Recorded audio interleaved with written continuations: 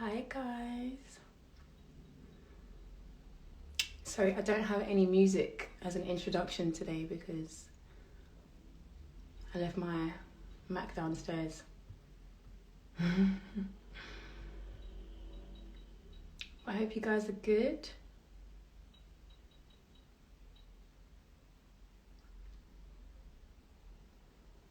Hello, hi.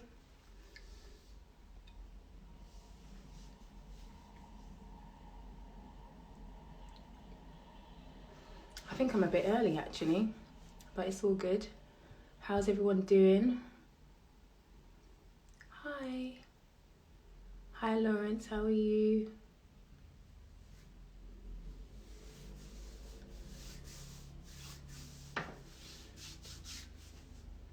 It's Friday, so I'm happy. Hi Bright Eyes. So I wear contact lenses, right? And even though I can see, I feel like I have to really peep in to see to see stuff. Hi, your favorite Gemini. How you doing, girl? I hope everyone's good. Really excited.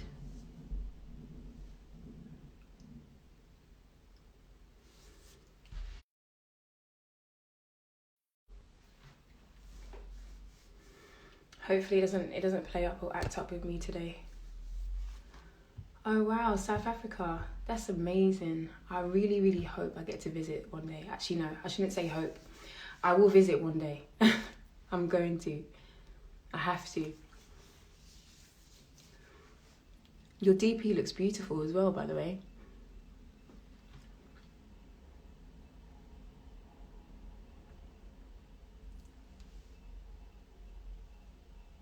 Yeah, I'll definitely come. I have to. It's on my bucket list of countries to visit. I said to myself that if the Most High permits, I want to visit every country on the continent. That would be amazing. Just to get a taste of like every culture and just to see how they do things and stuff.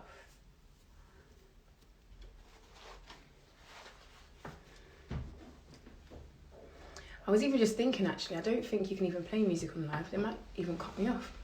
One sec. Let's see. Where would I start? Do you know where I really want to go? Ivory Coast.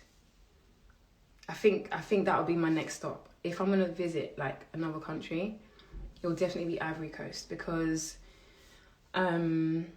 the Akan of Ghana. So like the Akan is like the biggest people groups in Ghana. That's my maternal ancestry, and you know because the country lines that were cut in were not our lines. The Akan of Ghana kind of spread out all over the west coast. So there's a lot of Akan in Ivory Coast, and there's also a lot of Akan in Togo. So I would want to go to Ivory Coast to see how different things might be under a different colonial power, so to speak. Because the Ivorians, is that the right word? They speak French. So I just find it so interesting, like going there and then having people speak in my native tongue but have a French accent maybe. I don't know, I just want to see. I just want to see how different they are to us. So yeah, definitely Ivory Coast, probably Togo as well because it's in the same sort of region. Hi guys, welcome.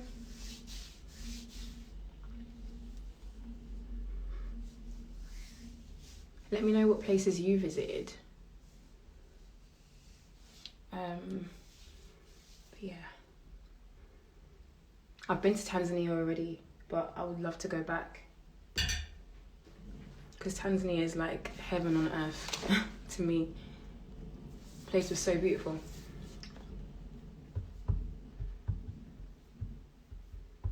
We're just waiting for Odwirafo to come in. Yay! exciting, guys. By the way, if you guys have got questions, you could probably put them. I'm not sure how it works, but you can probably put your questions into the box, and then when we finish, we can...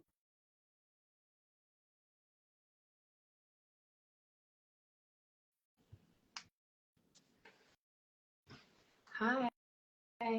Okay, so I've accepted it. Oh, hello. That's up. Greetings. How are you? I'm good. Can you hear me? Yeah, I can hear you well. Can everyone hear both of us? Do a sound check. Let us know in the comments if you can hear both of us clearly.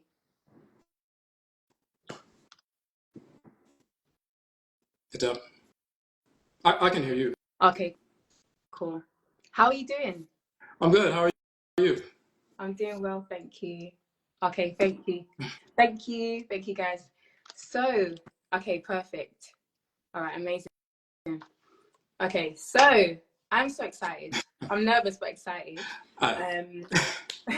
No need to be nervous. No, I really appreciate. It's an honor for me to be on your platform. I appreciate that. Thank you, and you same likewise.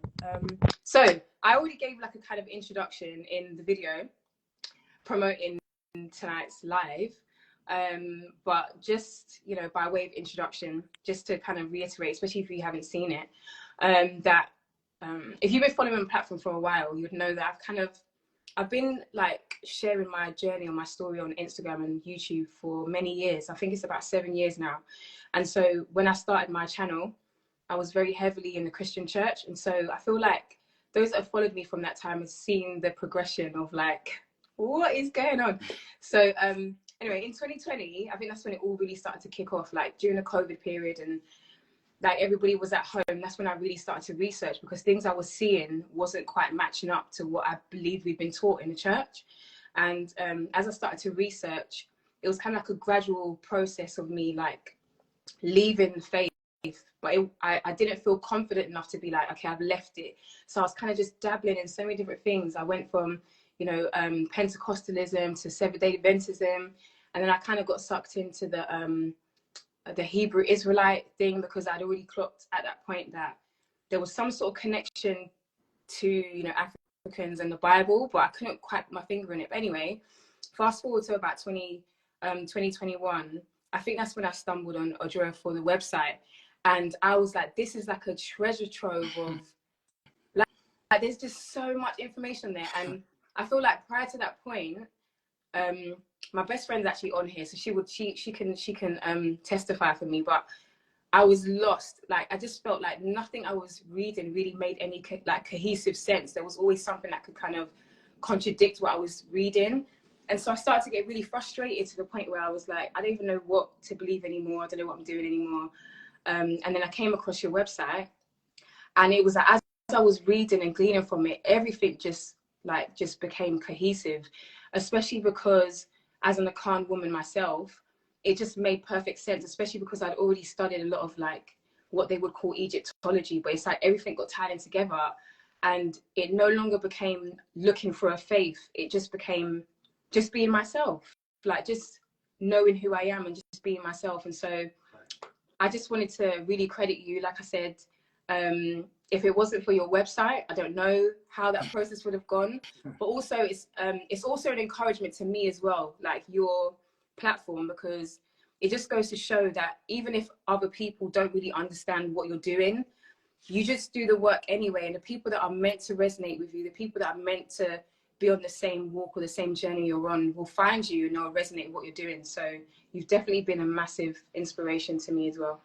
So yeah, Odwirafo Kwesi. I'm going to go through some questions that we've kind of pre-written down, but at the same time, I want it to kind of flow. So if you've got questions, you can put them in. We'll have a look at them in the end.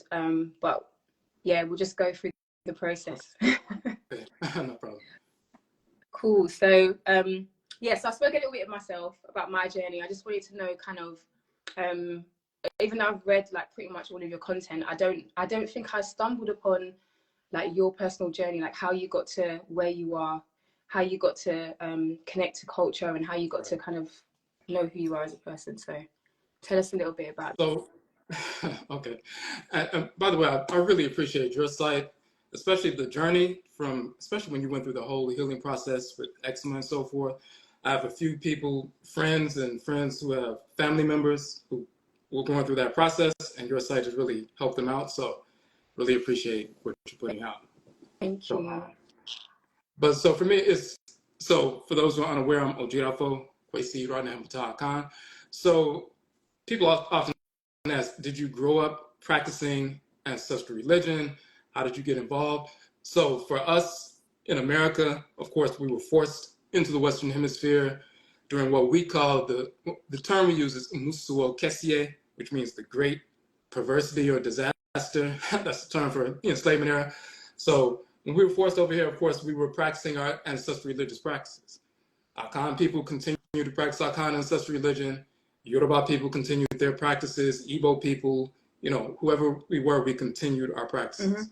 But over time, and really about a couple of hundred years ago, like in the so-called 1830s and up, they decided that it was best to indoctrinate us with Christianity to make us better slaves. So there was a book called The Religious Instruction of the Negro. So there's a white, pastor, and he went from plantation to plantation teaching white, slavers how to indoctrinate our people with Christianity, because that would make us more docile, more obedient, and so forth.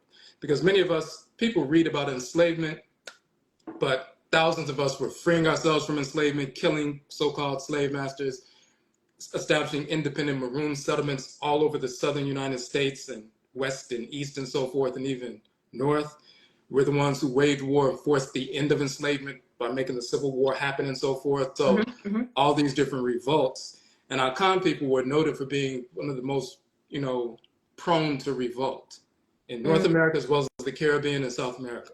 They even tried to pass laws in the Caribbean to not bring our Khan people into the Western Hemisphere anymore because they were too prone to be revolting. And they almost passed it because it just caused so much, so many problems for them. But so-called 1830s and forward, they really started trying to indoctrinate us with Christianity. Most of our people really didn't get into it until like the 1940s, 50s and up. That's when they really started, more and more of our people really started getting into that. But even amongst those, and it's the same thing in Ghana, you have people who are practicing Christianity, but if they need something done, or if they're really ill, or if they need something to happen, they're going to go to the Okomfo, they're going to go to the Abosomfo, they're going to go to the priestess, and get some real work done. They go to church on Sundays, but if they need something done, they'll do that. The same thing happened here. People were going to church, and our relatives, our grandmothers and so forth, they'll say they would go to church, but after church, sometimes they will go into the swamp and connect with the hoodoo woman or the hoodoo man to get some work done, to get some protection, healing from disease, root workers and so forth, whatever we needed. So the practice was still going on. So it was a dual practice, so to speak. But some of us, we decide, once you start learning about your true history, learning about your culture, we don't want to continue that facade. And really, when we're studying true history, we want to know what actually happened. How do we get to the point where we are? Most of us in the Western Hemisphere, like on the continent, if they talk about Sankofa, returning and going and grasping from your past to solve your problems in the present, they may go back a couple of generations to see what happened in that particular village to correct some things that happened in clans. When we talk about that, we have to go all the way back. How do we get to the position where we're in the Western Hemisphere? So our Sankofa process is more extensive. In fact, we find ourselves with English names and speaking English and practicing, imitating European culture. We want to go back and peel back and say, how did we get to this point in the first place? In fact, we go all the way back to the beginning. What is our relationship? How did we come into being? How did the world come into being? Who is the great mother? Who is the great father? How did creation unfold? And how did we get to this point? So our Sankofa process was that.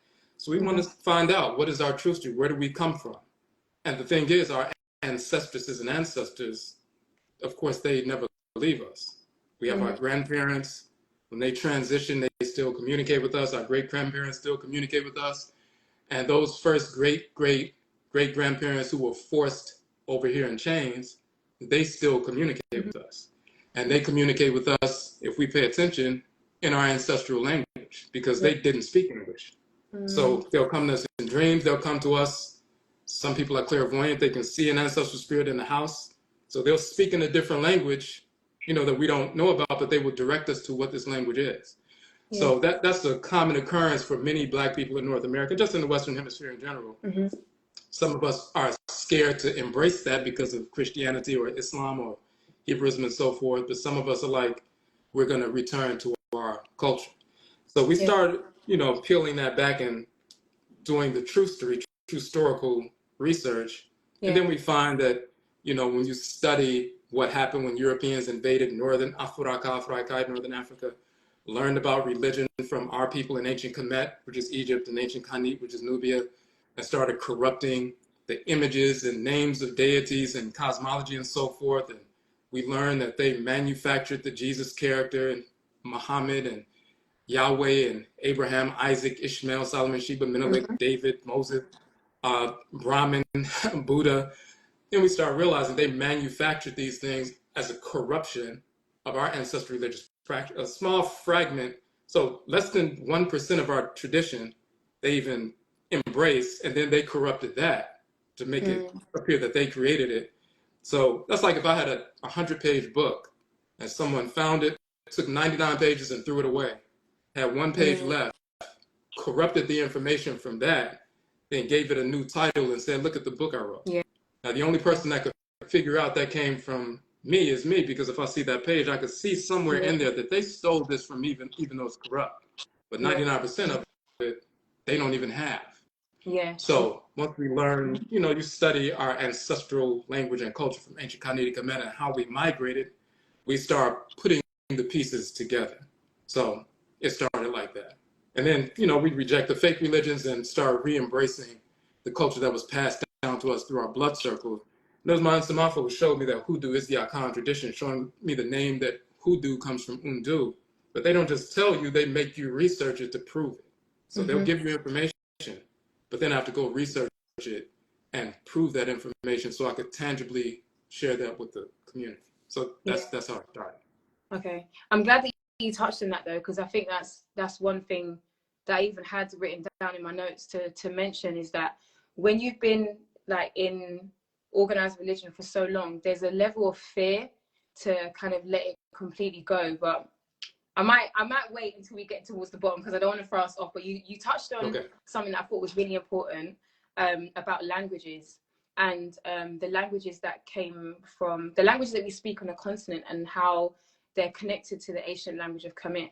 And when I was kind of going through my process, it was really the languages that tied everything together. Because like you're saying, if someone steals a book of yours and they only keep a certain percentage of it and then corrupt it, it's like the original language still belongs to you. So when you read it back, it's like you can identify exactly where they took it from. And I think languages is really what holds the key for people that are still kind of on the fence, or not fully understanding what's actually taking place. When you start to research the languages and the etymology, you can see that every single people group, or most people groups on the African continent, come from that now Valley civilization, and all of our cosmology really goes back to that. So I wanted to ask, and I was going to recommend it anyway for people to watch when we come off the live, because I think that documentary that you made is really good and really powerful. But if you can break down the word kanche, because I feel like people would really get an example of the etymology and how it works if they hear you kind of break it down. Okay, so kanche. You can carry on. I'm just going to turn on the light. It's getting dark here. Okay. So the term kanche and akan, and they typically spell it Kankye. So that's kanche, and it means to utter incantations to make the spirits come forward. So when you engage in ritual prayer, ritual chant, and so forth, that's kanche, to utter incantations to make the spirits come forward. And it's a compound word. Ka means to speak, utter, say, or tell, and ache means to come forward as in the coming forward of the sun. So if someone says good morning in Akan, they say ma che or me ma wa che. And ma means to give, and ache means dawning, like the dawning of the sun. So when the sun is, in the quote unquote underworld, at nighttime is dark and so forth, but at ache, that means dawning, bright illumination. The sun has come from the unseen realm to the realm of the seen. So that's ache. So ma che means I give you dawning. It means good morning, but specifically, me means my, ma, or me. Me means me. Me ma wo che means me, which is me. Ma means give. Wo means you. And ache means dawning or the coming forward of the sun, the coming forward of the light. So instead of saying good morning, we say me ma wo che or ma che. So, but ka means speak, utter, say, or tell. And ache, the coming forward of light, the unseen force, the most powerful force affecting Earth is the sun, the Oriya, the sun. So that unseen force that's powering everything that's in the darkness, it comes forward and bursts forth at sunrise, and it illuminates the entire landscape. So you become illuminated, but it also vitalizes you. You become empowered. So when an unseen force manifests from the unseen realm to this realm of the seen, you become illuminated and you become empowered. And that's the same thing that happens when we engage in ritual, incantation or uttering incantations to make the spirits come forward, the ancestral spirits, the Nsamanfo. They come from the unseen realm and engage in spirit possession, or the Abosom, the forces in nature. They come from the unseen realm and engage in spirit possession. They go from the unseen to the seen. They illuminate our walk, illuminate our path, illuminate us wisdom-wise, but they also empower us, replenish our spirit energy to make us, vitalize and so forth. So when we look at kanche, to utter incantations to make the spirits come forward, in North America, you would hear people talking about the hoodoo tradition, and hoodoo comes from the Akan term undu. In the Akwamu dialect, it's undu, and Asante is nduru, but in the Akwamu dialect, it's undu, which means medicine from roots, trees, and plant life, but it also means to become heavy with the spirit through spirit possession and spirit communication and so forth. So we would say undu came to be pronounced hoodoo. And in North America, they try to say that hoodoo means evil or the devil, just like they try to say that voodoo means evil or the devil. But in Ewe, voodoo means deity. It means divine force in creation, a god or a goddess, a spiritual force. It means divinity. But they try to say it means evil because we utilize the divinities to overthrow enslavers. So for them, it was evil. It was evil. For us, it's reality and it's divinity. And they try to say the same thing with hoodoo. They'll say that means, devil worship, black magic, all that kind of, it's black and it's sacred, but it's not what they try to say. Same thing with the juju and Yoruba. The Yoruba people who came into North America, they call themselves juju men and juju women. So the juju tradition is really Yoruba people continuing their Yoruba Orisha tradition in North America, the Ifa tradition. Akan religion was called hoodoo. Ewe people, it's called voodoo, and we continued our practices.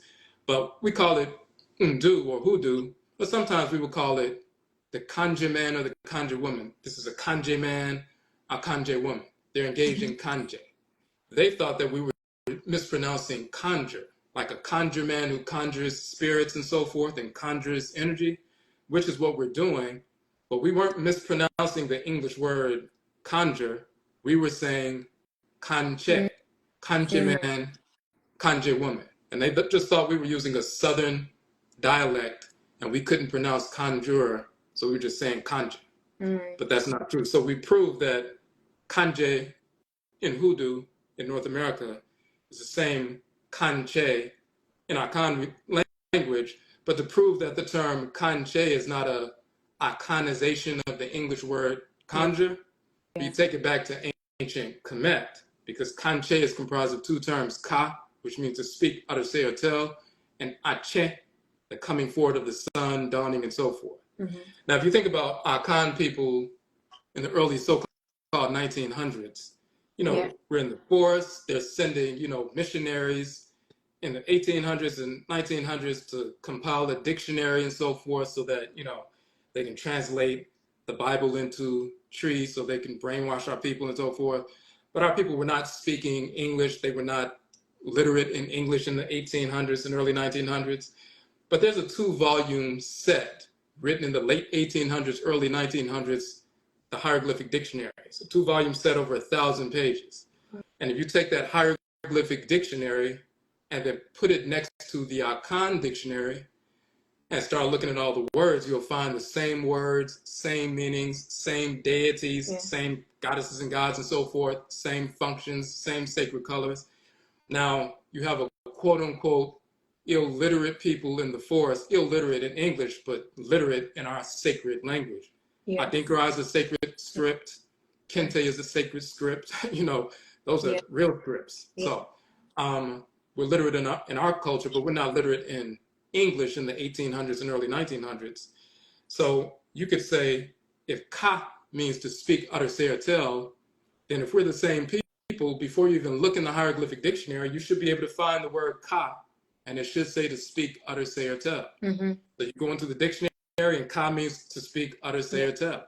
And if ache in the Akan language means dawning or the coming forward of the sun and the coming forward of the light, then you should be able to look in the Hieroglyphic Dictionary and find the same term. And when you look in the dictionary, it says che, and the symbol is the symbol of the disk of the sun just rising above the horizon, but not fully above, but it's just breaking the horizon. And the rays are shooting forth, and it means the rising of the sun, che. So ka and che in Akan has the exact same meaning as the 2 words ka and ache in Ancient Kemet, and it means the exact same thing in North America thousands of years later, held in the blood circles of Akan people who were forced into the West, but we continue to use our same language. And it means the same thing. It's a multi-tiered, multifaceted, cosmological meaning. When we say kanche, we're not just saying, you know, we're conjuring, we're uttering incantations, ka to ache, to make the abosom and the nananom nsamanfo, the deities and the ancestral spirits, come forth through spirit possession, spirit communication, divination, and so forth. So, and we've done that with multiple words across, you know, across languages. There's a video that I've recommended people to watch on my YouTube channel. It's called Taking the Spookism Out of African Spirituality. And that was another video that really opened my eyes, because the guy who made this video, he's an actual like scholar. Like he does like talks and lectures amongst all of the so-called Egyptologists of the West and stuff. And he's broken down, you know, in that video, how majority of the languages on the continent all go back to the hieroglyphs, just how you broke it down. He literally goes through each language so you can see it. So the way you just broke that down in the Akan, he will take, like, say, a word and he'll break it down in all of the languages, or majority of the languages. It's just amazing to see. And like I said, I feel like a lot of the time when you're coming out of like organized religion and organized like thought, it's very difficult for you to kind of embrace or to see anything other than what you've been taught. But it's like once you kind of tap into, you know, the languages and the true story evidence that's there, it kind of removes that fear away from you. So it's like, whereas before, like for me personally, I was looking at certain things, but I was afraid to really go into stuff, because you have that in your mind, like, oh, this is demonic, so you want to stay away from, say, everything. But when I started to kind of get into the etymology side and really understand the languages, I realized that there was actually nothing to be afraid of. And like you said a minute ago, you used the word empowering. I think that's exactly what it is. It empowers you to now be confident using your own mind, rather than being told by somebody else, you know, this is this and this is that. It's like you're empowering yourself to be like, you know what, I'm going to look into this myself, and I'm going to determine what this is on my own, rather than someone else telling me this is what something is. And so it is definitely empowering. So yeah, my other question was, I know you're really good at this. So getting towards like herbs, and you mentioned about, I think you said plant and mineral life when you were giving that description. I just wanted to kind of ask you, or explain how our physical bodies are connected to, are basically microcosms of the cosmos, and how the cosmology relates to our human bodies, how that relates to like plant life, mineral life, how you were describing, and so how herbs essentially work for us, especially when it comes to healing. Okay, so this one concept that the Samafo share with us, and it's, you know, it's found in our culture in West Africa, West Africa, as well as ancient Kanit and Kemet, we talk about a cosmological structure. So the great father of creation in Akan is Nyame, and the root is Ame, and the great mother is actually Nyamewa. And that's important because we always talk about the balance of the male and female. So one of the legacies and vestiges of colonization is they tried to do the same thing that the Christians and Muslims and Hebrews and others did. They tried to turn our ancestral culture into a monotheistic culture, which has never been that. Nobody who can really communicate with the forces of nature will be foolish enough to say that there's only one divinity.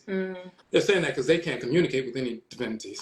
So they would rather say there's one, and then they're the representatives of that one. Of course, they're not. But there's always been a great father and a great mother. And even when we first put that information out about Nyamewa, there were some people who were saying, well, we've never heard, some Akan people in Ghana, but we've never heard of Nyamewa, so you must have made that up. You just wanted Nyame to have a wife. But of course, that's, it's part of the culture. But you can also see in that the dictionary that was written by or published by Chris Stoller they started compiling it in the 1840s and 50s and so forth. And the latest edition is 1933, but the one that's more popular is 1881. You can look in the dictionary in the 1880s, and they have Nyame is God, Nyamewa is goddess. And there are different variations of her name, Nyamewa or Nyameba and so forth, depending on the dialect. So if somebody was 80 years old when they were being, interrogated by the missionaries and saying, well, what's your name for the supreme being? Or what's the word for dog? What's the word for cat? And they're sitting in the forest telling them, if a dog walked by, they say, well, kramayan, that means dog. Or they see they're just pointing out different things. And they say, well, what's the word for God? And they would say, Nyame. So they write that down. What about the great mother? Nyamewa. If somebody was 80 years old in 1850, that means they were born in 1770. And they're giving you a tradition that they learned from their great-grandparents who were born, 100 years before that. In fact, the same time that some of our people were still over there before we were forced over here.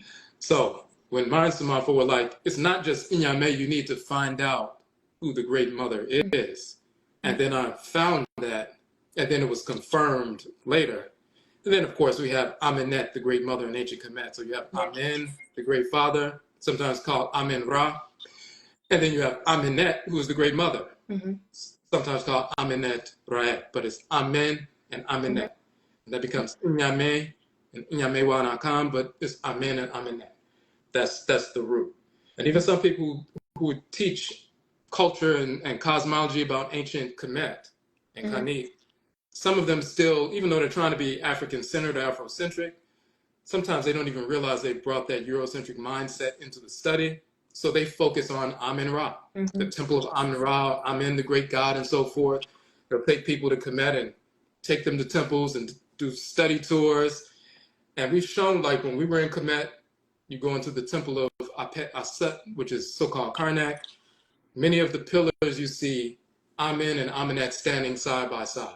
And we have videos of that and pictures and so forth. You have people take people on tours. They will stand right in front of the picture. They'll point out Amen, and they'll just keep going because they don't even realize Amenet exists. Because they're still trying to monotheize ancient Kemet.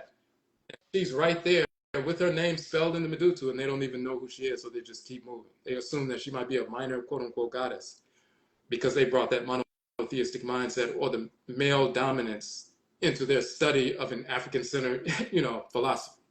But they showed us that the Great Mother and the Great Father function together as one divine unit. That's always been the case. And on a microcosmic level, we're the same way. It takes the male and the female as complementary opposites to unify two halves of one whole. And when we become a unit, then we can produce, a child.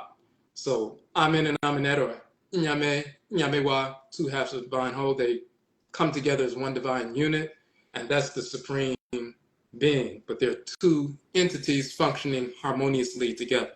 So that's the macrocosm. On the microcosmic level, the Afurakani man or African black man is an emanation of Amen, and the Afro-Kaini woman, the African Black woman, is an emanation of Amenet. So they are the body of creation.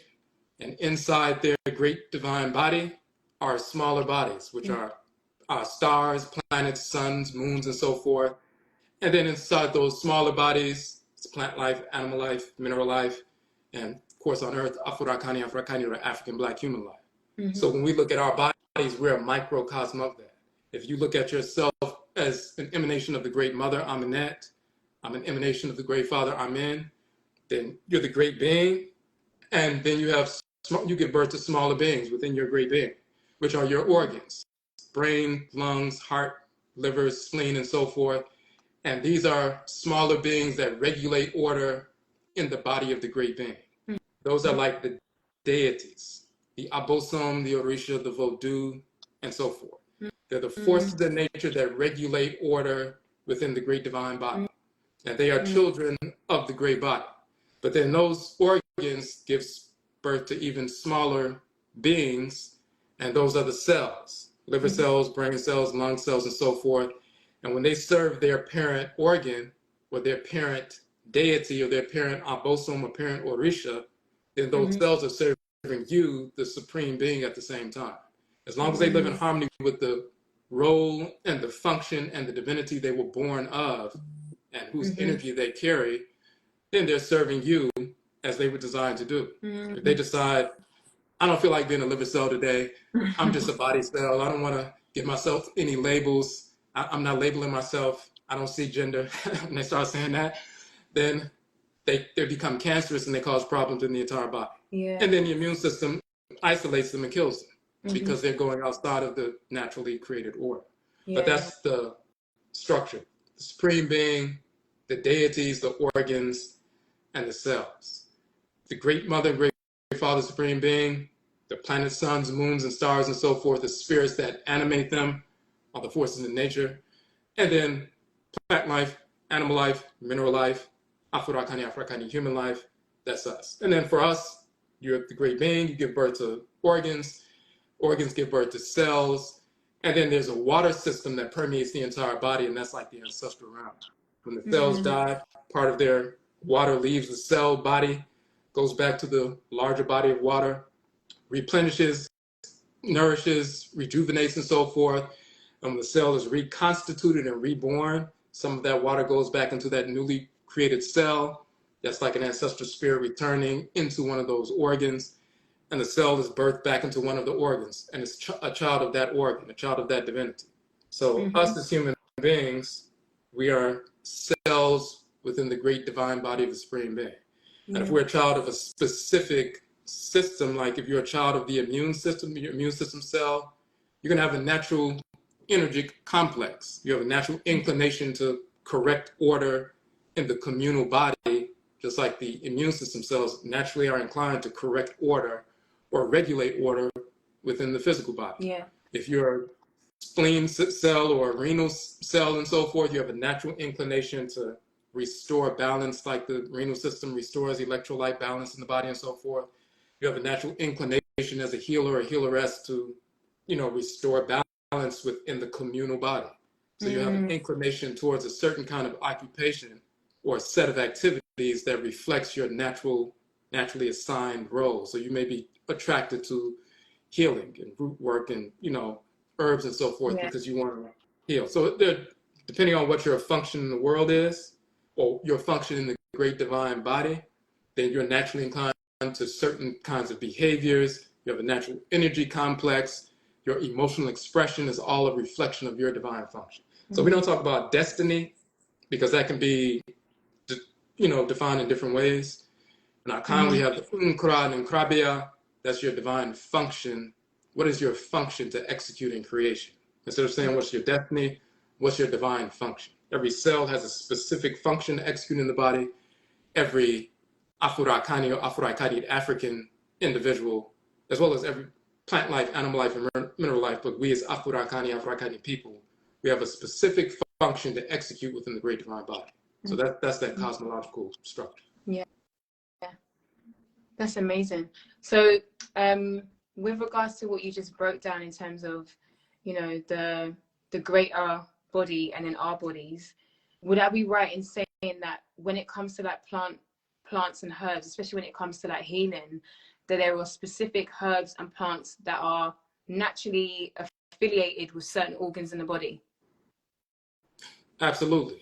And so when you look in different traditions, when you look in different, whether it's Nakan tradition or Yoruba or Basa or Fula, whatever tradition, you see the different divinities, forces in creation, the spirit that animates the ocean, spirit that animates the sun, spirit that animates the moon, spirit that animates the mountains, the fertile land, the desert land, the atmosphere, fire, rivers, and so forth. Different divinities, you'll see that the certain plants are associated with certain divinities. Mm-hmm. Certain animals are associated with certain divinities, certain minerals are associated with certain divinities, and us. So you have not only, people are familiar with animal totems very often. So you have, say, a certain divinity, their animal totem is the Jatai, is the lion. That's a fiery divinity, and they have a fiery animal that carries fiery energy, and that animal is cataloged according to that energy. But we also have plant totems, and there are mineral totems. So every divinity has certain animals that are associated with it, certain plants that are associated with it, certain mineral life, whether it's, iron or, sulfur or different things, or metals like gold or silver or copper or, tin and so forth. And then and we are the human totems of these forces in creation. So yes, everything in creation, every natural thing in creation, like the whites and offspring are not part of that system, right? You have cancerous cells that develop in the body that are not natural, and they have a temporal existence and they're forced out the body. They're just cells that became degenerate, just like cancer cells. You have healthy cells, they become degenerate, they become disfigured, they don't look like the other cells anymore, they don't function, they seek to consume everything in their path. And the immune system isolates them and expels them from the body. So they're not part of this system. Never been part of the system, never will be part of the system. But for us, we're the human totems. You have plant totems, animal totems, mineral totems. Everything in creation is cataloged according to their function in creation and is under the jurisdiction of one of the male or female forces in creation. Okay. It's interesting you say that because, again, like with my personal journey, like I've kind of explained that my spiritual and healing journey, like physical healing journey, was kind of simultaneous. It was kind of like I had to go through that process almost at the same time. But one of the things that it kind of made me realize was that we've kind of been lied to on many different levels. It's not just, being lied to about spirituality. I think the main thing for me is that we've been lied to a lot about health and how to maintain health. And so, like, even what you just broke down in regards to like certain herbs, being used to affect different organs in the body, this is all very structured. It's not like an accident. This is very, like I said, divine order. It's very meticulous. It's been divinely created. But it just seems like the kind of mindset that we have is like everything is sort of haphazard and by accident. It just made me realize that, even what most of us are taught to put our trust in regards to like the healthcare systems that have been set up is very backwards to how things are actually supposed to be. And again, it goes back to what I was saying before about that disempowering of us as people. It's more than just spirituality, and this is, I think, what Ableton really is supposed to be about, is like drawing people back to that center, that cultural center where you kind of realize that everything is really intertwined with one another, and then when you remove one thing, it almost affects everything else.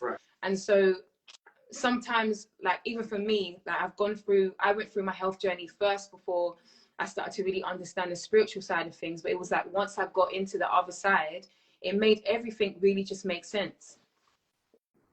It's like you were saying, I was listening to one of your videos and you were talking about the reason why you began moving in a different direction, because you understood or you realized that Western medicine will focus more so on symptoms, and you wanted to get to the root causes. And like you're saying, if you don't realize it's a holistic practice, then it's just hit or miss what they will give you. They'll give you some quote unquote remedy that will solve a temporary problem but create a problem somewhere else because they don't see the holistic nature. Even with regard to even when they start talking about alternative medicine now and natural approaches to medicine, even in the United States, the whole natural medicine movement or holistic movement starting in the early 1900s and so forth, that started from the root work. That started from the hoodoo people, the voodoo people, the juju people. They relied on us to heal those of us who were enslaved, the so-called slave masters. They couldn't heal the people. But some of our people were priests, priestesses, Odunsinfo, they were, herbalists and so forth. They could heal anything. They also had the capacity to poison, we utilized poison to kill the so-called slave masters so we could free ourselves from enslavement. But they relied on us to heal. For them, it was more so to keep their property alive and well so they could continue to be, prosperous. For us, we were healing ourselves so we could escape eventually. But it was the root workers who started the homeopathic medicine movement 100 years ago. And, they took from us and then they started pretending like they came up with something. Same thing now with New Age approaches to healing, and they talk about the mind, body, and spirit, but it's still segmented.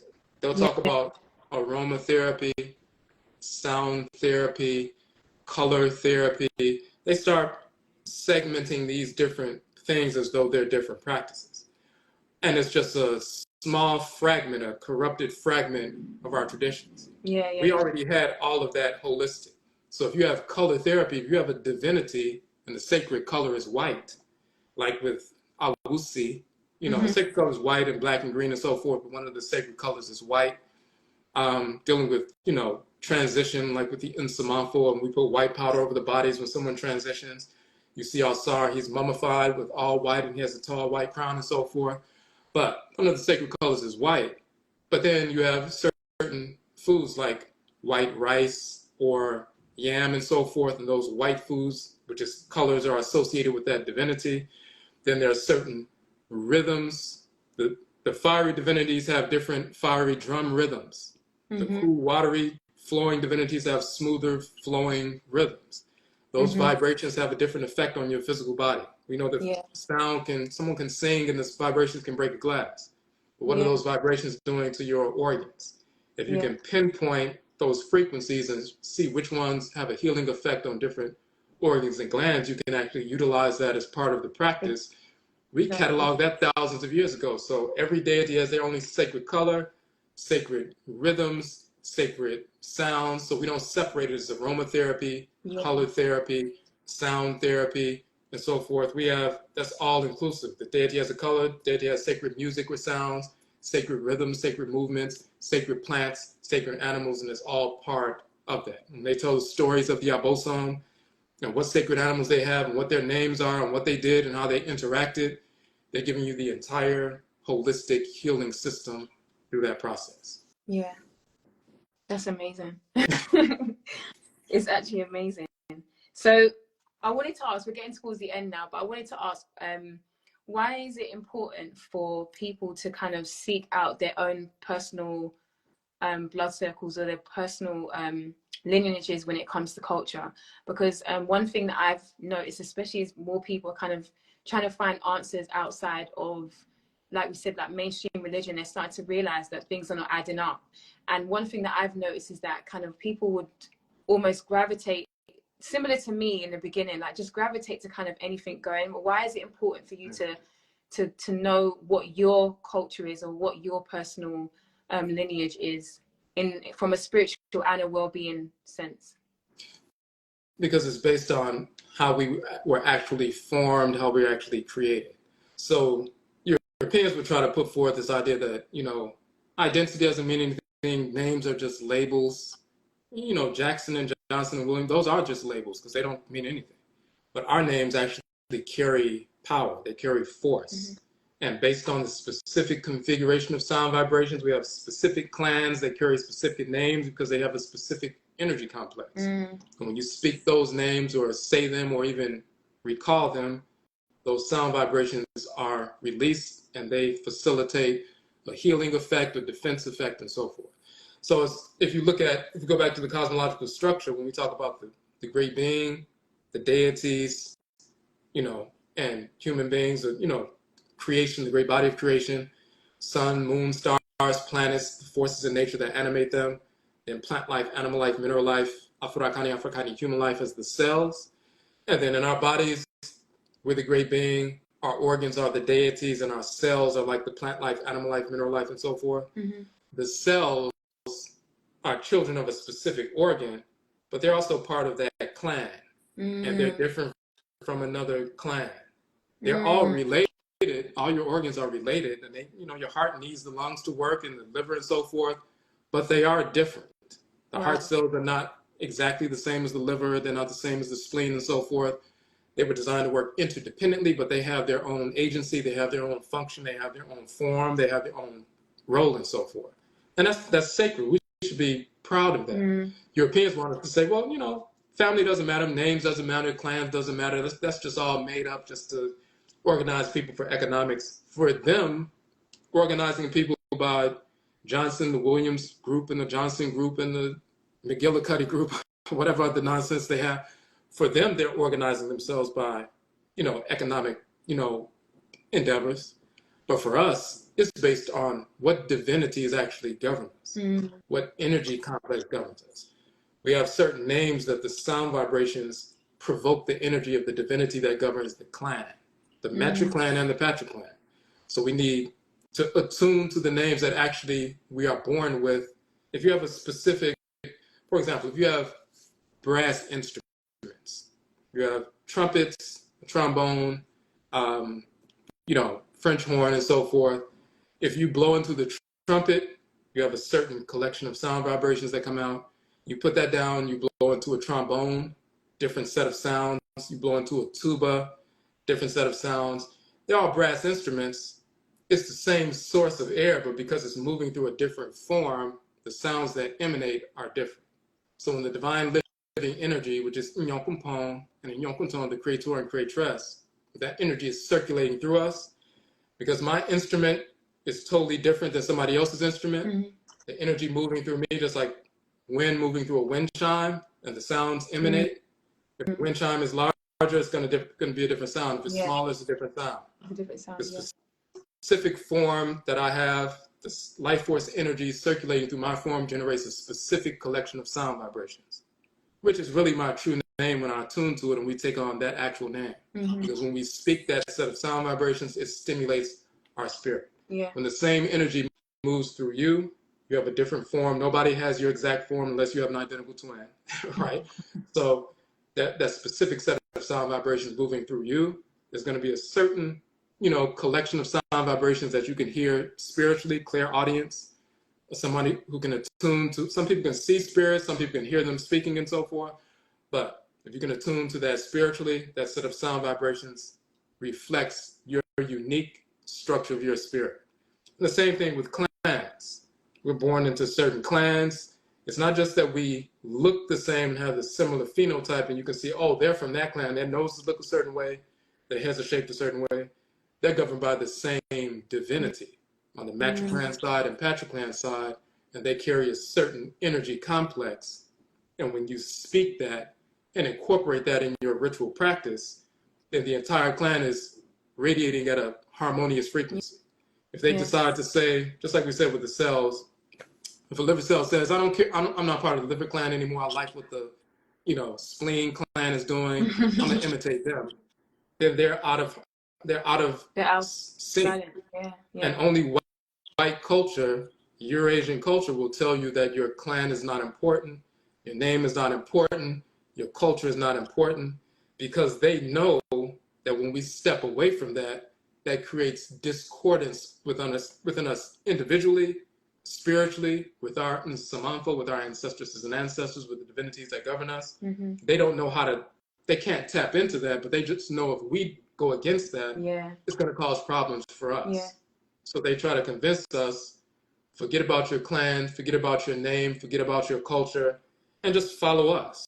And then we become, it's just like somebody, if you have two children and one of them is allergic to, squash or peanuts or something, and the other one isn't, if you don't respect the reality that they have a different constitution, and you're like, well, they both need protein, so I'm just going to give both of them, nuts. Yeah.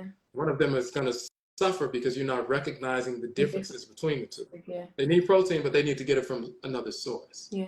We have a different constitution physically and spiritually. We're from different clans, and our clan structures are based on the different divinities that govern us. That's the real difference between clans. It's interdependent, but we have some independence. So we have to honor that reality. Okay. I love the way you broke that down. It's so interesting to me how I've read all of this, but even as you're speaking, I'm like, wow, this is so deep. Honestly, I love the way you broke it down. So the last question I had, and I've seen some people post questions, we can go back to that. But the last question I had was, for someone who is kind of on the fence with, like, basically pretty much everything that you broke down, not fully understanding it all, it's a bit overwhelming. For someone who doesn't know where to start, whether with their health or with their spirituality, either or maybe even both at the same time, where would you advise they begin to bring them into physical and spiritual alignment? So the first thing, one of the reasons the books that we publish, and we put all of the 31 books out there for free. So, people can download them for free. It's no coercion. You don't have to join a group. You don't have to reach out to us. You can just download the books for free and never contact us. Because we didn't want people to think that they had to join something to learn something about their culture. And if they didn't have any money, then they weren't able to, learn something. So we put our books out for free, the ebook versions. The enemy, they put Bibles out for free. They're giving away Qurans for free. And then we have the real information. And we're like, well, you can't learn that Jesus never existed unless you give me $10. That would be crazy, especially if people didn't, have it at the time and so forth. So we make it accessible. So the first thing, you start studying your own true story, your true history. We say true story instead of his story, but your true historical, foundation.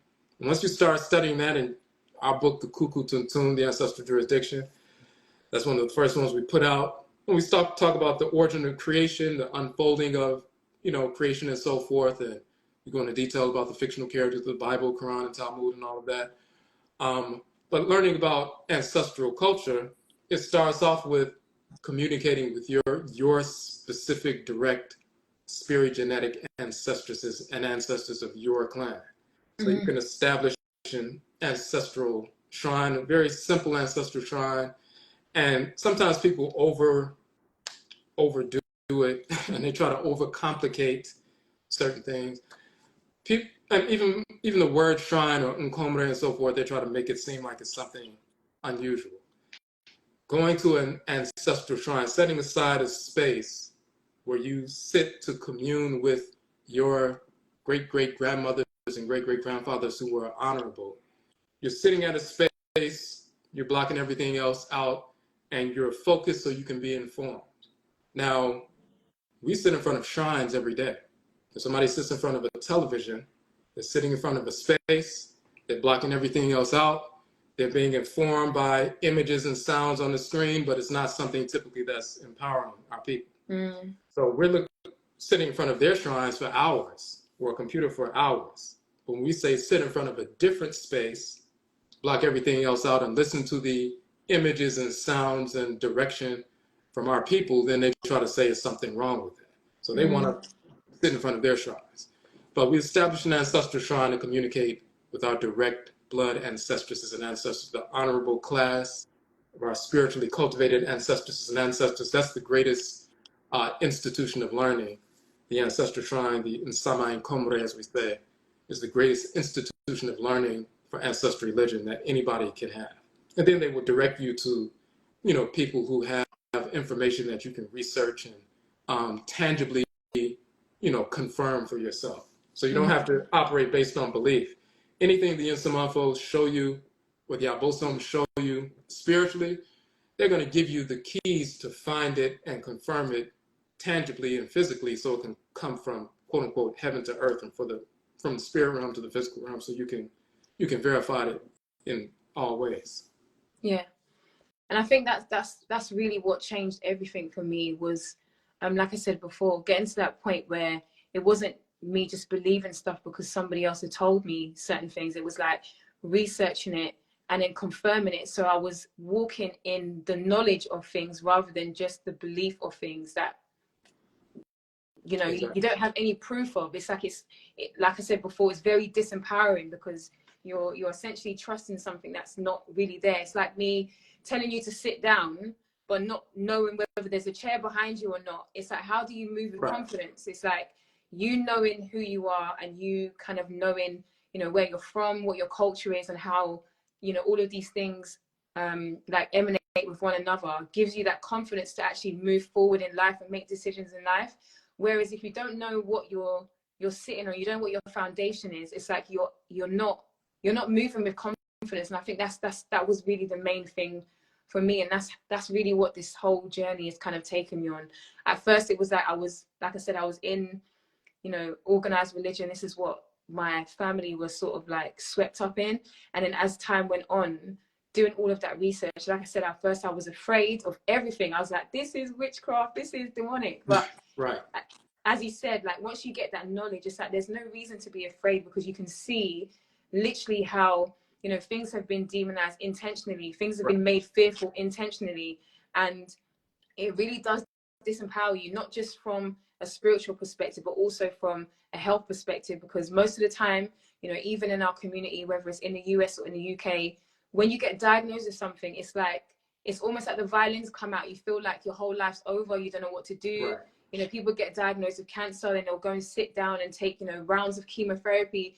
If you knew how your body worked, if you knew how your system worked, like you were just breaking down, you know, the different divinities and how they're connected to certain herbs, if you knew exactly what you needed when you needed it, you wouldn't need to go through that whole process. So I think for me, like just this platform building of Abotum is really to get people back to that place where we know ourselves so much that there's no outside, you know, noise or outside, you know, forcing us to do anything that we don't need to do.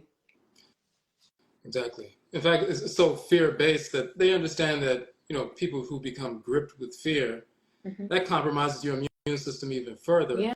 So they fall even deeper into anxiety and depression, and they're more susceptible to just go along with anything that the, you know, physician says. Yeah, exactly. So that's why your platform is so important.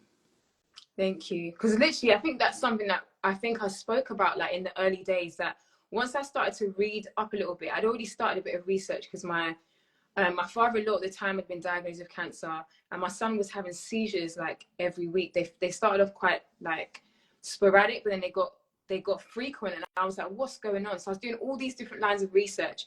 When I started to get ill with my skin, even though I knew at that point that the healthcare system was a bit backwards, and the stuff they were giving me to put on wasn't working, they really, like, I was sitting there, when I went into the room, I was confident to a certain extent. I was like, I'm not using this, I'm not taking this because I know what I need to do. And they were like, no, look at you, you know, you're so terrible, your skin is like really bad, if you don't take this, this is going to happen.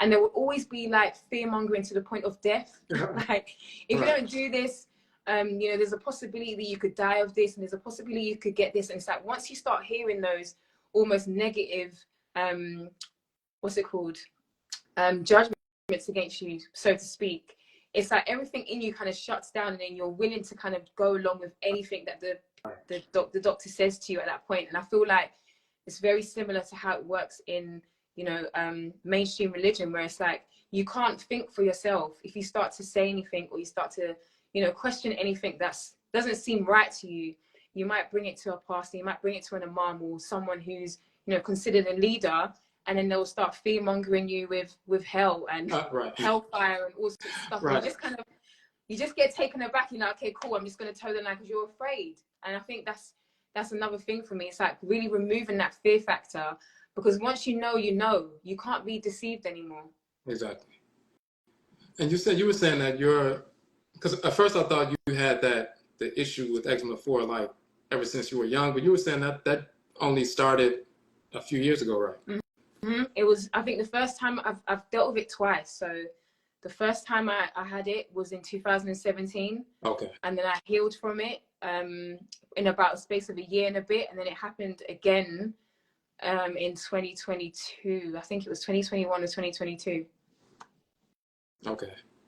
But that's, sometimes that's the, you read different stories, like in the cosmology, whether it's Akan or Yoruba, whatever, that the abosom or the Orisha that deals with medicine and so forth, they had to go through a very serious illness first. And then they learned how to heal themselves. And then they were also directed to teach other people how to heal as well. So they talk about that, for example, as Osayin in the Yoruba tradition. That's the Orisha of medicine and plants and herbs and so forth.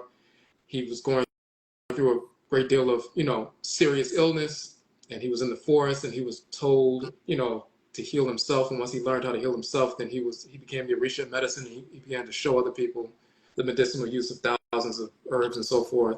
There's similar stories in the Akan tradition, but someone going through a healing crisis sometimes are moved through that so they can have the experience to take others through that process and bring them out on the other side, balanced. So, Basically what we're doing over here.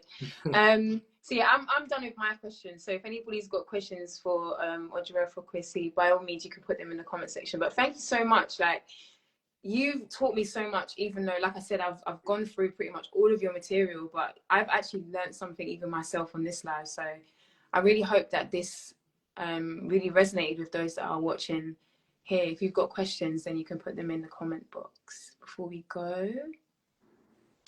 So you still have the ebook? Is that going to be part of the site? Yours? Yeah.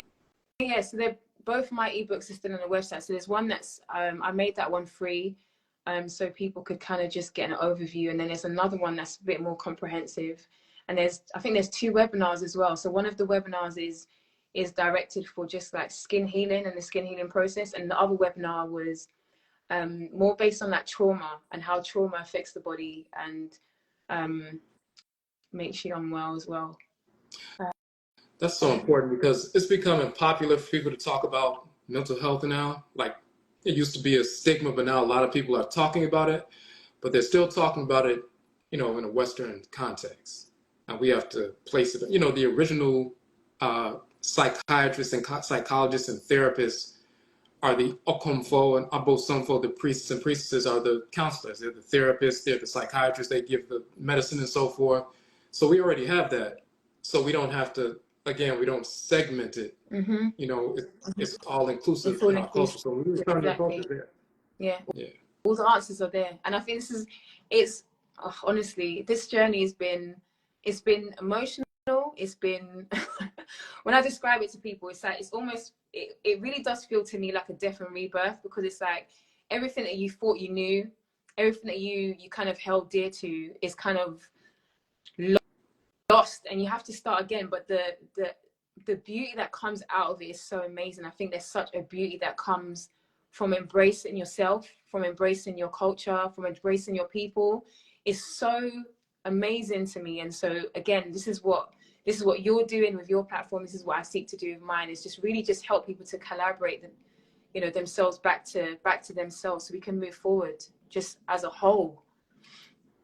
They talk about, if you look at the imagery of Asar, being killed and then mummified, but then his spirit rising up and, becoming a force in nature and so forth. And we talk about that same process of, Asar was thrown in the water. He was thrown in a coffin and thrown in the water, and then his body was scattered and everything, but then they brought the pieces back together. And we were thrown in a big coffin, which were quote unquote slave ships, and thrown in the water and went across, and we were in cotton fields and wrapped up in white cotton, the whole body of the Black community. But then we came out of that.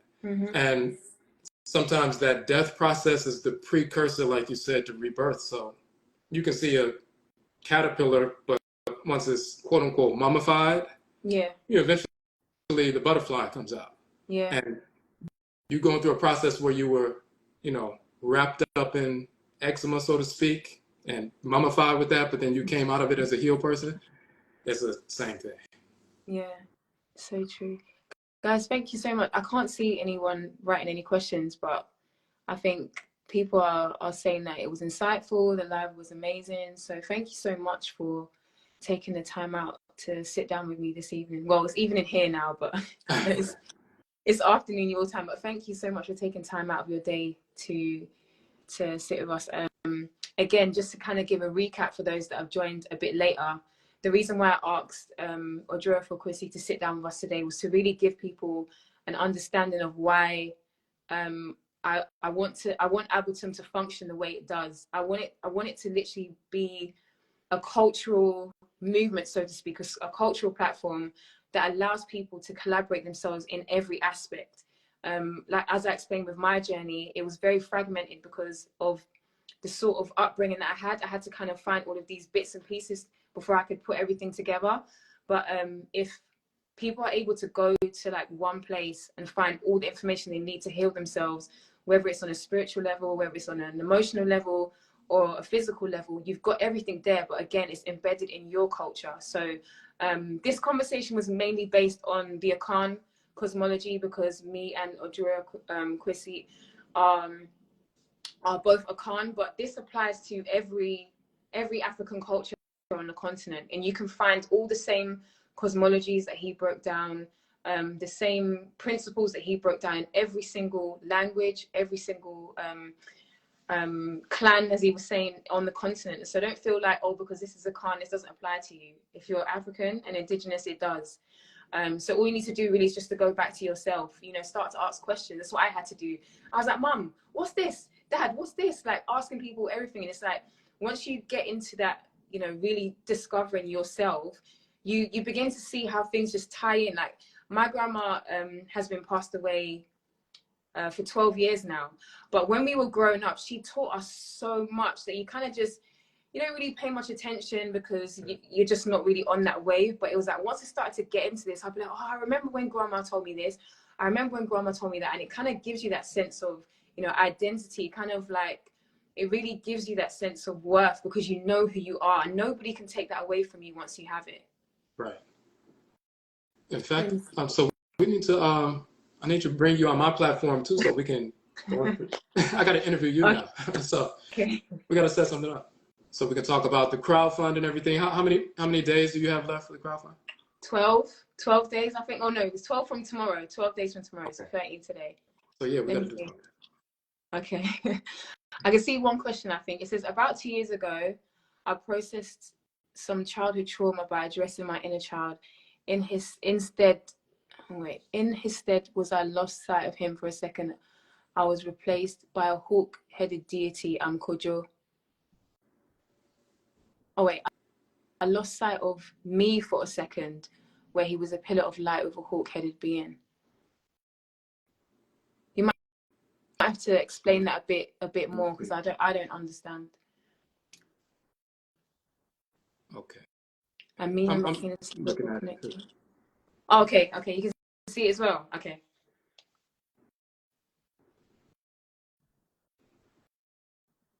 Oh, it was a second part that he put there.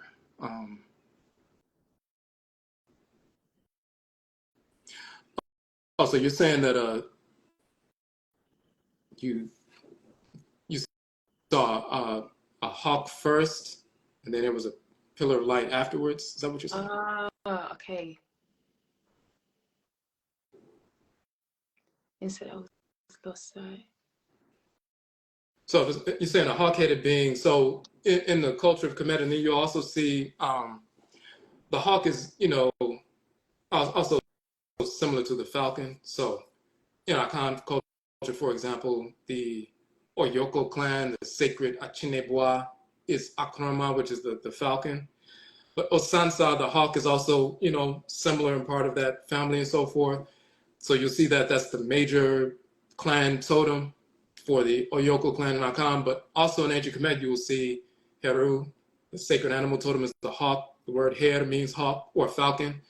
Same thing with Ra and Mentu. So certain divinities, certain fiery divinities, their sacred animal totem is the hawk. So sometimes that's a totem for a divinity, or sometimes it's a totem for an ancestral clan. Sometimes, just like somebody could send a dog to bring you the newspaper and so forth. For example, our Sona clan people in our Khan tradition, they'll send the Kwakwa Dabi, they'll send the crow to communicate. Crows show up on your window or in front of your car and so forth. That's your clan, you know, totem, and they're trying to communicate a message. So sometimes they're sending, the Mafia will send a clan totem to stop you in your tracks when you're about to do something, or warn you, or, you know, redirect you somewhere else. So it could be a clan totem or a divinity totem. It's interesting you brought that up, because I remember when I was in Ghana last year, there was a lot of stuff that was going on, and I felt like even though I wanted to stay in Ghana at that time, I needed to come back. I think those that have been on my platform for a while would remember I didn't put it on my main page, but I shared it to stories that I basically had sort of been communicating at my personal shrine, and I was kind of like asking like the Nananom what I should do, because I didn't want to go back, but I felt like I had to. It was kind of like, what do I do? So I asked the question, and I just said, okay, you know what, I'm going to go back because I need to sort out A, B, and C, because I want to go back to Ghana. And I know that, you know, my Matra clan is the Asana. And so the whole time I was in Ghana, I had not seen one crow. I had not seen one crow. I'd seen them plenty in Tanzania, but I hadn't seen one when I was in Ghana. And, you know, on my ancestral altar, I have 4 pictures of my my grandmas going back 4 generations. So I poured a libation that day, I think, and then I basically like asked them to confirm to me, am I going back to the UK or not? And if I go, like, would everything be okay? Would I be okay? Literally, I came outside the door and there were 4 crows, white-breasted crows, just sitting on top of the building. And I hadn't seen one. I was in Ghana for 9 months and I hadn't seen one crow. 9 and months? that one Okay. day, literally that one day, I saw 4 crows just come one by one and just sit on top of the building. I knew immediately, it was that confirmation that whatever you do from here, you're going to be fine. And so I wasn't afraid to just move forward. Wow, that's interesting, especially going that long of a period without seeing them. In fact, you'll see in our Hoodoo film, when I went to Ghana, Mm-hmm. and there's a segment in the film where we show that, I decided to go to Idra, which is just a different way to spell Ojira, but, you know, in Idra, it's a little bit further north than Kumasi. I think it's probably like an hour north or something like that. Mm. That's where I was at when I was doing a Okragware, head washing, cleansing, and so forth. But on our way going to the region, we started seeing, you know, these white crested, you know, ravens or crows landing in front of the car and everything. Now, when I was in, you know, Kwamufie, you know, it was a different animal totem because that's where the Patra clan is from. But when I got to the region where my Abusi is, the Matra clan is from, that's when they just started showing up out of nowhere. And I've been in Ghana for a few days at that point. But once we got there, and I was on a mission to go to the region, I really, for that particular trip, I just wanted to go to the specific regions, land masses, water, bodies of water of our Matra clan and Patra clan. I wasn't visiting, so to speak, and people, stuff like that. I mean, I met with some people, but my goal was to go specifically to the rivers and the land specifically to do ritual. That was really the only reason I went to Ghana. I would go back later at some point and connect with people and spend time and do that kind of thing, but I really wanted to go to the places where my people walked and lived, and, you know, for hundreds of years, and engage in ritual. And as soon as I went to the Matra clan region, all of these, when we see the white crested, they have the white band of feathers around the chest, around the neck, they showed up. They just started showing up everywhere. Wow. And I was able to catch one of them, you know, land in front of the car. And that's in the film. It's real quick, so I had to slow it down. But they were just dropping in front of the car and stopping and then, you know, moving on. It's actually amazing. But yeah, Kojo, if you go to Odwirafo's website, you'll find a lot of material on there that you can read, and a lot of the things that you're experiencing will make sense. So definitely tap in. Do you want to give people your, like, all your details so they can either contact you or they know where to find the website? And okay, so the website is odwirafo.com. So it's ODWIRAFO.com. Same as my title here on Instagram. okay, I'll just put it in there. Ooh. And in fact, if you link with us, look on my Instagram page, you'll see the link tree to everything. We Okay. just released Yeah. our second documentary film. We have two documentary films out. The first one is dealing with divination. So it's talking about the Hoodoo tradition, which is Akan, but then we have four other sisters in North America, one from the Voodoo tradition, one from the Juju tradition, one from the Wanga tradition, which is Ovambo from, Angola and Namibia, and one from the Ngangan tradition, which is based in the Fang and Gabon and Cameroon. But our people came from these different parts and were enslaved in North America. So we maintained our forms of divination. And as we continued to practice, they would show us where we came from. And they would prove to us where we came from. And then we look at the way we perform divination for hundreds of years here in North America, and then look at the way they perform it on the continent. For example, the sister who's practices the Wanga tradition. In North America, if you hear somebody say, popular thing is saying, oh, they're throwing Wanga, they're throwing the Wanga. There's a Wanga woman, a Wanga man, and they would say, that's a witch. It's witchcraft. They're throwing the Wanga. They're engaged in that devil worship and that kind of stuff. But Wanga is from the Ovambo language, and it has to do with ritual practice and so forth. And that comes from the Ovambo people in Angola and Namibia, and many of our people were enslaved from that region. So there are many of us, some of the people in North America who are really Ovambo if they look at their spirit genetic ancestry. Wow. So they told her to get a palm leaf and a certain number of nuts to cast over the palm leaf, and that's how she was performing divination. And then she found out that the Ovambo people have a system of divination with a palm leaf where they cast nuts over the palm leaf. So she never knew that. She was just following the direction of her people, her ancestresses and ancestors, and that's how the traditions are preserved. Yeah. And it was through looking on the internet just to see that she found the same practice that they directed her to utilize, that she was utilizing to do divination for people. She found it in her clan. So they'll give you the information first, you investigate it, you utilize it, and then they'll confirm it in various ways later. That's amazing.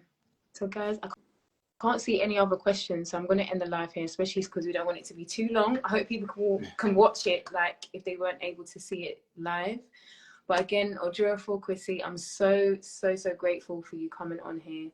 As I said, the information you just dropped here today, mind-blowing, even for me, mind-blowing. I'm going to go away and really just digest everything that you've spoken about, and as always, try and apply it in different ways. But I just want to say thank you again, and for everyone who's on here that has shown their appreciation, they thank you as well. And hopefully we can do this again soon, very, very soon. Definitely. And may I say once again, I appreciate you. I really appreciate your platform. I'm glad we got a chance to finally connect in person. Well, kind of in person. Kind of in person, yeah. But yeah, I want to interview you too, so we have to set that up. Okay, cool. We have to, maybe sometime next week or the week after, we can do something. Okay, cool. Okay. All right, thank you guys. I will see you guys later. Like I said, there's five more lives to go, so make a note of them on your on your phone and tap into those. We still have quite a few people we're going to be talking about, again, like health, culture, herbs, all different things. But again, as Odwirafo Kwesi pointed out today, a lot of these things are, they're not supposed to be fragmented. It really is a holistic practice. And so I'm hoping that by the time we get to the end of the lives, we'll see how all of these things just tie in together, and it will just make sense. But yeah, thank you so much, and I'll speak to you all again soon. Okay, gracias. Bye.